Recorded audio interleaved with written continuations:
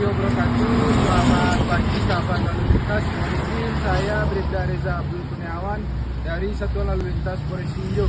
Pada hari ini Jumat 27 Juni 2025 sekira pukul 08.38 waktu Indonesia bagian Barat. Tepatnya kami di Jalan Lintas Sumatera, Simpang Morogoni, Kecamatan Panagari, Kabupaten Tinjau. Dapat kami laporkan untuk pantauan arus lalu lintas yang datang dari arah Kota Solo menuju Damas Raya terdapat dalam keadaan dan lancar. Juga sebaliknya yang datang dari arah Damas Raya menuju Kota Solo terdapat dalam keadaan sepi dan lancar. Untuk itu kami dari Satuan Lalu Lintas mengimbau kepada para pengguna jalan agar selalu berhati-hati dalam kendaraan, utamakan keselamatan daripada kecepatan.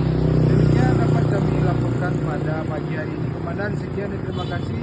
Assalamualaikum warahmatullahi wabarakatuh. Salam presisi,